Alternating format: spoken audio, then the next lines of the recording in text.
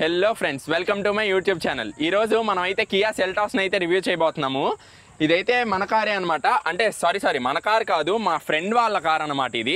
So ఇదైతే ఇవాళ మన ఓనర్షిప్ రివ్యూ అయితే చేయబోతున్నాము. ఇదైతే 12,000 కిలోమీటర్స్ అయితే ఆల్రెడీ తిరిగారు. సో ఇది అయితే ఎన్ని ఇయర్స్ అయింది కొని, దీని ప్రోస్ అండ్ కాన్స్, అసలు ఇది ఎలా ఉంది, అసలు ఈ కారే ఎందుకు తీసుకున్నారు, దీని ఇంజన్ ఎలా ఉంది, ఇలా కంఫర్ట్ ఎలా ఉంది, వేరే కార్స్ ఉన్నాయి కదా దీంతో పాటే, అవి కాకుండా ఇవి ఎందుకు తీసుకున్నారు, మొత్తం అయితే మనం ఈ వీడియోలో అయితే తెలుసుకుందాము. సో ఈ కార్ ఓనర్ అయితే ఇప్పుడు మనం ఓనర్ని అయితే ఇన్వైట్ అయితే చేద్దాము అని. Hi everyone. సో ఇతనే మన ఓనర్ అయితే. సో అసలు ఈ కార్ ఎలా ఉండేది అనేది ఇప్పుడు మనం తన మాటల్లోనే తెలుసుకుందాము. అసలు మీరు ఈ కార్ కొనడానికి అసలు రీజన్ ఏంటో చెప్పండి, ఇదే కార్ చూస్ చేసుకోవడానికి. అంటే మనకి ఈ సెగ్మెంట్లో చాలా కార్స్ అయితే ఉన్నాయి కదా, అసలు మీరు ఇదే కార్ ఎందుకు చూస్ చేసుకున్నారు? సో బేసిక్గా ఫస్ట్ అయితే మేము కాంపాక్ట్ ఎస్యూవీ చూసాము, కియా సోనెట్ బుక్ చేసాం. కాంపాక్ట్ ఎస్యూవీస్లో అన్ని XUV 300, Tata Nexon, Hyundai venue, Suzuki Brezza, Kia Sonet అన్నీ చూసాం. మాకు హ్యూండై వెన్యూ బాగా నచ్చింది. సోనెట్ కూడా అప్పుడు ఫేస్ లిఫ్ట్ తీసుకొచ్చి సేమ్ ఇంజన్తో సేమ్ చాసిస్తో సన్ రూఫ్ యాడ్ చేశాడు HTK+ వర్షన్కి.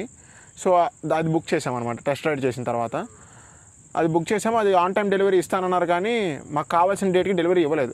మాకు స్పెసిఫిక్ కలర్ అంటే మీరేమన్నా స్పెసిఫిక్ ఫీచర్స్ ఏమన్నా పెట్టుకున్నారా? అంటే కొంతమందికి ఓన్లీ 5 స్టార్ సేఫ్టీ రేటింగ్, చిన్నపిల్లలు ఉన్న వాళ్ళకైతే పానరోమిక్ సన్ రూఫ్ అని, అలా ఒక్కొక్కరికి ఒక్కొక్కటి ఉంటుంది కదా. మీరేమన్నా అంటే మీరైతే యూత్ కదా, మీరేమన్నా ఇంజన్ టైప్ ఏమన్నా చూసుకున్నారా? అది మేము ఫ్యామిలీ కార్, మా ఫాదర్ కార్ ఇది. సో మెయిన్ మాకు కావాల్సిన గ్రౌండ్ క్లియరెన్స్, మనకున్న రోడ్లకి గ్రౌండ్ క్లియరెన్స్. మన ఇండియన్ రోడ్స్ అయితే అసలు చాలా ఇదిగా ఉంటాయి, మన ground clearance must and should. Second thing వచ్చేసరికి సైలెంట్ ఇంజన్ కావాలి. ఇంజన్ ప్రీవియస్గా మేము ఇటియోస్ లివా యూస్ చేసాం, అది కొంచెం సౌండ్ వస్తుంది ఇంజన్, అది డీజిల్ ఇంజన్, మనకి సైలెంట్గా ఉండాలి ఇంజన్. అందుకని మేము హ్యూండై అండ్ కియా చూస్ చేసుకున్నాం. సేఫ్టీ చూసాం, టాటా నెక్సాన్ చూసాం, మహీంద్రా చూసాం. మహీంద్రా చాలా బాగుంది కారు, కాకపోతే అప్పుడు దానికి ఫేస్ లిఫ్ట్ వస్తుందని చెప్పారు, 3XO లాగా వస్తుందని చెప్పారు. సో మనకి టైం లేదు, మళ్ళీ మనం తీసుకున్న తర్వాత ఫేస్ లిఫ్ట్ వస్తే మనకు అంత నచ్చదు కదా, ఆ ఫీలింగ్ బాగోదు. సో ఎంత 5 స్టార్ ఉన్నా కానీ టాటా నెక్సాన్ అయితే నాకు ఫిట్ అండ్ ఫినిష్ బండి ఆ ఫీలింగ్ అంత బాగాలేదు. ఎంత 5 స్టార్ సేఫ్టీ ఉన్నా మీరు కాంపాక్ట్ ఎస్యూవీ చూసానని చెప్పారు, డైరెక్ట్ గా ఎస్యూవీకి అయితే ఎలా షిఫ్ట్ అయ్యారు? మేము సోనెట్ బుక్ చేసాము, ఆన్ టైం డెలివరీ ఇస్తా అని చెప్పారు.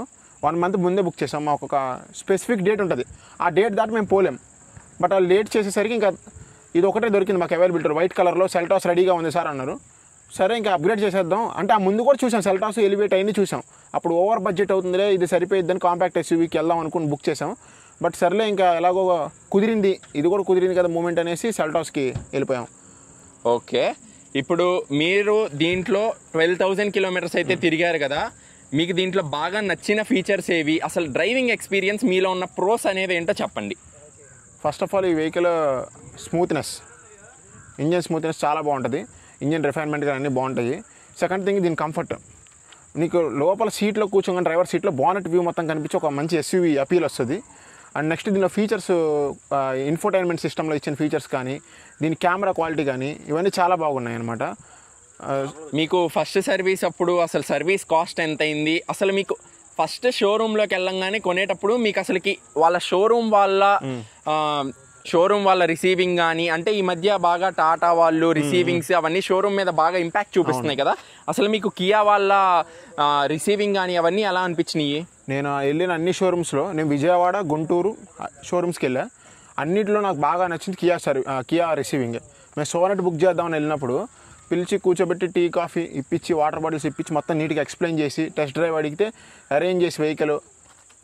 సో మీకైతే డ్రైవ్ చేసిన అన్ని షోరూమ్స్ అయితే తిరిగారంటున్నారు, ఆ అన్ని షోరూమ్స్ లో మీకు కియా అయితే బాగా నచ్చింది. రిసీవింగ్ కూడా చాలా నచ్చింది.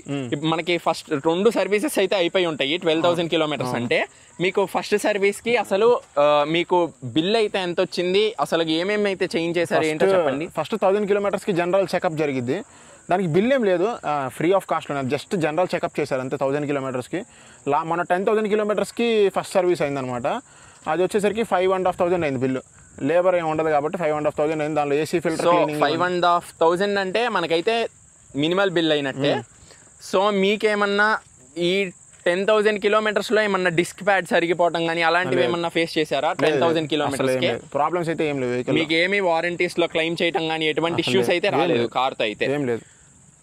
సో ఇప్పుడు అసలు మీకు సో ఇదైతే మనకి 1.5 litre naturally aspirated engine.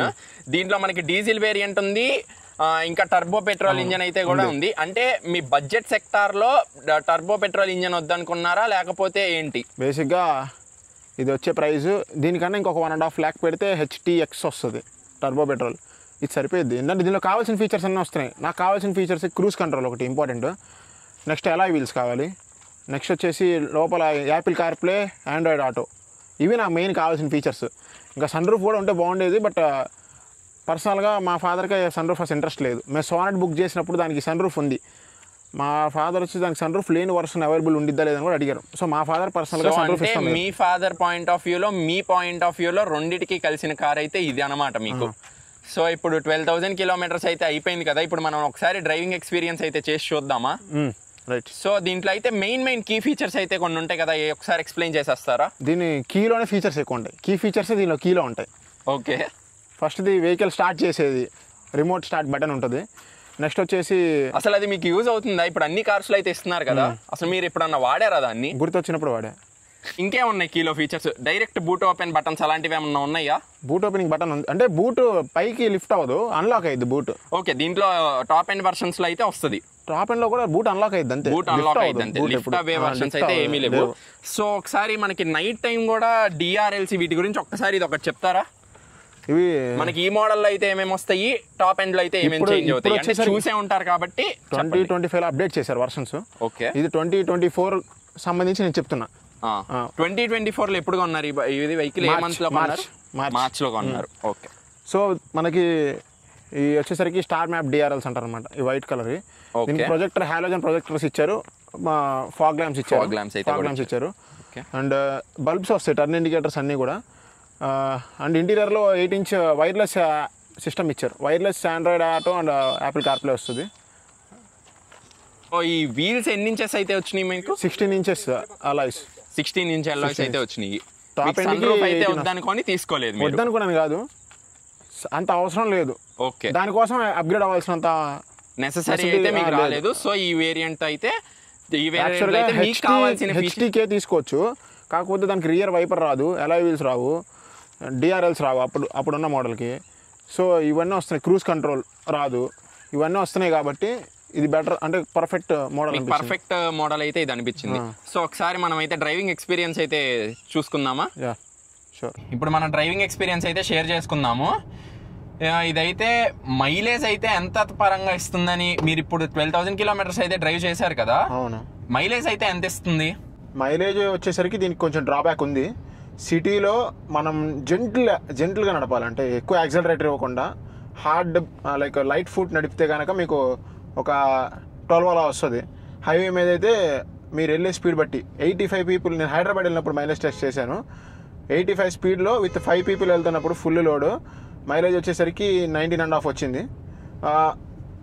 120 speed అలా వెళ్తున్నప్పుడు అయితే మైలేజ్ ఒక 16.5 అలా వస్తుంది. సిటీలో మీరు హార్డ్ డ్రైవ్ చేశారంటే కనుక 10 అంతే మైలేజ్ పరంగా సిటీలో అయితే చాలా తక్కువ ఇస్తుందనే చెప్పుకోవాలి మనం అయితే. అవును, అంటే ఇంకా హెవీ ఇంజన్ కాబట్టి ఇంకా సిటీలో అయితే కొద్దిగా తక్కువ అయితే ఇస్తుంది. అవును. మీకు నైట్ టైం లైటింగ్ అనేది, ఇప్పుడు మనం అయితే నైట్ డ్రైవ్ అయితే చేస్తున్నాం కదా, మీకు లైటింగ్ అవన్నీ అయితే సరిపోతున్నాయా? మీరు ఎక్స్ట్రా ఏమన్నా యాడ్ ఆన్స్ చేపించారా లైట్స్ పరంగా? అయితే వచ్చిన బండి స్టాక్ ఏమంటే ఏం మాడిఫికేషన్ అయితే చేపించలేదు. సో లైటింగ్ అయితే ఇష్యూ అంటే అది ఒక్కొక్కరికి బట్టి, ఒక్కొక్కళ్ళ సైట్ బట్టి ఉంటుంది. ఓకే, మనం నైట్ సింగిల్ లైట్తోనే బైక్స్ మీద లాంగ్ రైడ్స్ వెళ్తాం కాబట్టి మనకి పెద్ద ఇష్యూ కాదు. బట్ ఎక్కువ లైటింగ్ కొంతమందికి కనిపించకపోవచ్చు కదా, అలాంటి వాళ్ళకి లైటింగ్ సరిపోదు. హాలోజన్ లైట్స్ ఇచ్చారు, ప్రొజెక్టర్స్ హాలోజన్లో కూడా. మనకి డ్రైవింగ్ ఎక్స్పీరియన్స్ అయితే చాలా బాగుంది. నేనైతే ఇప్పుడే డ్రైవ్ చేస్తున్నాను. నేనైతే ట్రాఫిక్లో కానీ, ఇప్పుడైతే ట్రాఫిక్లో అయితే డ్రైవ్ చేస్తున్నాము, ట్రాఫిక్లో కానీ ఏదైనా ఇనీషియల్గా పికప్ అయితే చాలా అయితే బాగుంది. సో మనకి మైలేజ్ అయితే ఇప్పుడు నేనైతే హార్డ్లీ ఒక 3 kilometers అయితే వచ్చాను. సో ఈ 3 kilometersలో మైలేజ్ అయితే 11.7 అనేది అయితే నేనైతే నోటీస్ చేశాను. 11.7 అయితే నోటీస్ చేశాను. సో మనకి హైవే అయితే బాగా వస్తుందన్నారు. మనమైతే అసలు ఇనీషియల్గా పికప్ ఎలా ఉంది ఏంటి అనేది కూడా మనం చూద్దాము. సో ఇప్పుడు మనం కాన్స్ అయితే తననే అడిగి అసలు ఏమేమి కాన్స్ నోటీస్ చేశాడు, ఇన్ని 12,000 కిలోమీటర్స్ అయితే తిరిగారు కదా, దీంట్లో కాన్స్ ఏమేమి నోటీస్ చేశారు అనేది అయితే మనమైతే అడిగి తెలుసుకుందాము. కాన్స్ విషయానికి వస్తే మైలేజ్ ఒకటే కాను, కియా హ్యుండై ఇంజిన్స్ అయితే అంత మైలేజ్ రావని తెలుసు, తీసుకున్నాం కూడా, పర్లేదు, దానికి నో ప్రాబ్లం.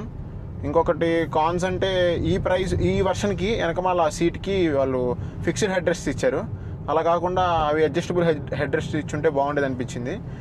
అండ్ ఇంకా పెద్ద కాన్స్ అంటే ఇప్పుడు అప్డేట్ చేస్తారు, ఇప్పుడు ఇదే మోడల్కి పానరామిక్ సన్ రూఫ్ ఇచ్చారు, కనెక్టెడ్ టైల్ ల్యాంప్స్ ఇచ్చారు, అలా వీల్స్ డిజైన్ చేంజ్ చేశారు, ముందు హెడ్ లైట్స్ డిజైన్ చేంజ్ చేశారు. సో ఇప్పుడు తీసుకునే వాళ్ళకైతే కాన్స్ పెద్దగా ఏమి ఉండవు. కాన్స్ అంటే నాకైతే పెద్దగా నేను ఇందాక క్వశ్చన్ అడగడం మర్చిపోయాను, ఇదే ప్రైస్ రేంజ్ లో దీని కాంపిటేటర్ అయిన హ్యుండై క్రెటా అయితే ఉంది కదా, అది కాకుండా ఇది ఎందుకు చూస్ చేసుకున్నారు మీరు? నాకైతే పర్సనల్ గా సెల్టాస్ లుక్స్ ఇష్టం కంపేర్ చేస్తే. ఓకే, లుక్స్ పరంగా అయితే దీనికైతే వచ్చారు. అవును, ఇప్పుడు ఎలాగో ఇంజిన్ ఒకటే, చాసిస్ ఒకటే, అంతా ఒకటే కదా, సో లుక్స్ వైజ్గా నాకు ఇది నచ్చింది సెల్టాస్. ఇప్పుడు మనం అసలు మనకి డ్రైవింగ్ అనేది ఎలా ఉందో అయితే చూద్దాము. సో ఇప్పుడు మనం డ్రైవింగ్ అయితే టాప్ స్పీడ్లో ఎలా ఉందో అనేది అయితే చూసుకుందాము.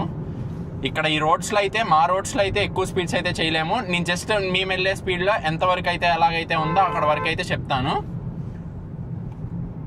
బాడీ రోలింగ్స్ అవైతే అంత ఎక్కువగా అయితే నోటీస్ అయితే చేయట్లేదు. మనం డ్రైవింగ్ సీట్లో కూర్చున్నప్పుడు మనకి బోనట్ వ్యూ మొత్తం చాలా క్లియర్గా అయితే కనిపిస్తుంది. కంపేర్ టు డ్రైవర్ సీట్ అయితే కొద్దిగా ఎక్కువ హైట్లో అయితే ఉంటుంది, అదైతే మనం నోటీస్ చేయొచ్చు ఈజీగానే. సో ఇది డ్రైవింగ్ ఎక్స్పీరియన్స్ అయితే చాలా చాలా బాగుంది. ఈ బడ్జెట్ రేంజ్లో మనం చూసిన కార్స్లో అయితే ఇదైతే చాలా బాగుందని, ఈ బడ్జెట్ రేంజ్లో వాళ్ళు చూసిన అన్ని కార్స్లో ఇదైతే చాలా నచ్చిందని వాళ్ళు అయితే చెప్పారు కదా. సో ఇదైతే మన కియా సెల్టాస్ మన ఫ్రెండ్ ఓనర్షిప్ రివ్యూ. అయితే మీరు రికమెండ్ చేస్తారా ఈ కార్ వేరే వాళ్ళని కొనుక్కోమని ఈ బడ్జెట్ రేంజ్లో? బిలో 20 lakhs అయితే హ్యాపీగా కొనుక్కోండి. అబౌవ్ 20 వెళ్ళిపోతున్నారంటే కొంచెం ఎక్స్ట్రా యాడ్-ఆన్స్, అంటే ఒక 22 వరకు అయితే పర్లేదు, ఇంకా అంతకన్నా ఎక్కువ వెళ్ళిపోతున్నారంటే నా సజెషన్ అయితే 7 సీటర్కి వెళ్ళిపోండి, XUV 700 వాటికి వెళ్ళిపోవడం బెటర్. కొంచెం బడ్జెట్ స్ట్రెచ్ చేసుకొని వాటికి వెళ్ళిపోవడం బెటర్. అంటే ఇది పిచ్చిదని కాదు, ఇది 5 సీటరే కదా, అది కొంచెం 7 సీటర్. ఎప్పటికన్నా 7 సీట్స్ అన్ని యూజ్ అవుతాయి ఎప్పుడో ఒకసారి, కొంచెం బూట్ అన్న పెద్దగా ఉంటుంది, రోడ్ ప్రెజెన్స్ ఎక్కువ ఉంటుంది కదా ఆ వెహికల్స్కి. సో బడ్జెట్ 23 పైన వెళ్ళిపోతున్నారంటే XUVకి వెళ్ళిపోండి, 23 లోపు వస్తున్నారంటే హ్యాపీగా తీసుకోవచ్చు. క్రెటా అని ఇదని ఏది తీసుకున్నా ఒకటే, దానిలో సాఫ్ట్ సస్పెన్షన్ ఉంటుంది రేరు, దీనికి హార్డ్ సస్పెన్షన్ ఉంటుంది. లుక్స్ బట్టి ఇంకా డిసైడ్ అయిపోవచ్చు, అది ఆప్షన్.